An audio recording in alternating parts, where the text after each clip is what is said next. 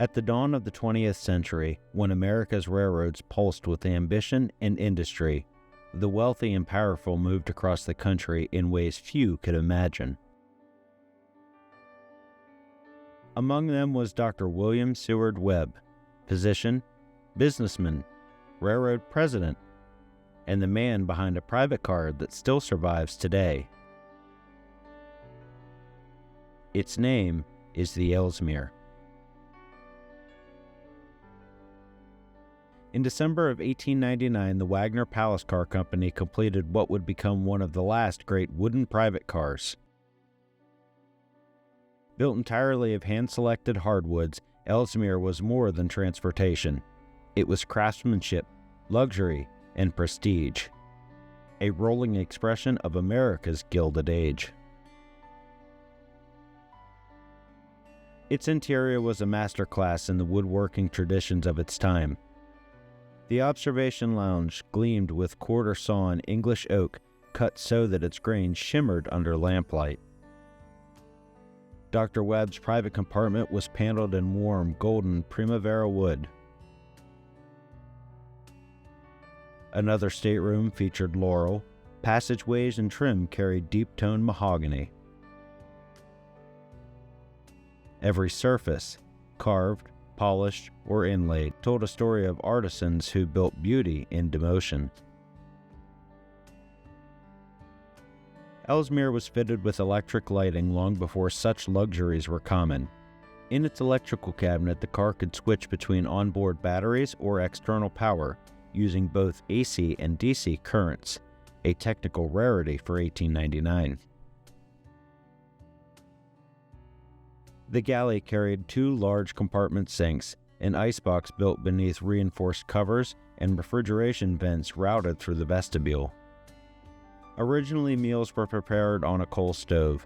During modernization in the 1930s, a propane stove replaced it, and stainless steel sheathing was added, another sign of how the car evolved with the times.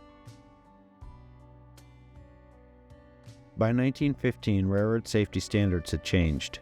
Wooden cars faced growing restrictions, especially after a series of collisions involving telescoping with wooden underframes. It was around this time that Ellsmere underwent a major rebuild.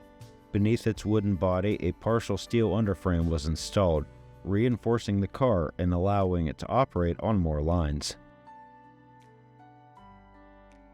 In its earliest years, Dr. Webb used the Ellsmere as a traveling office, a refuge, and a way to inspect the railroads under his leadership.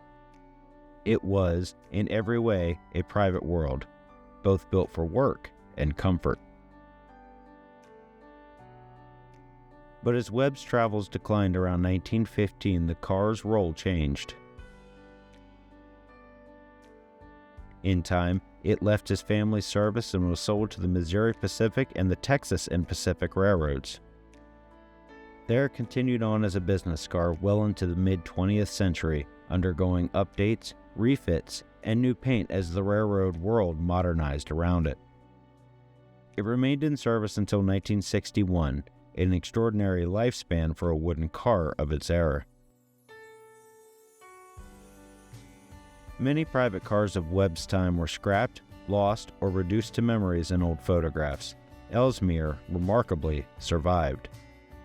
Today the car rests in Nevada, preserved and cared for by volunteers who recognized its rarity. Through patient restoration, they revealed original hardwood panels, reopened long-sealed compartments, and documented the century-old construction techniques that shaped it. When you step inside Ellsmere, you feel the past breathing, the craftsmanship, the woodwork. You can almost hear conversations that happened 120 years ago.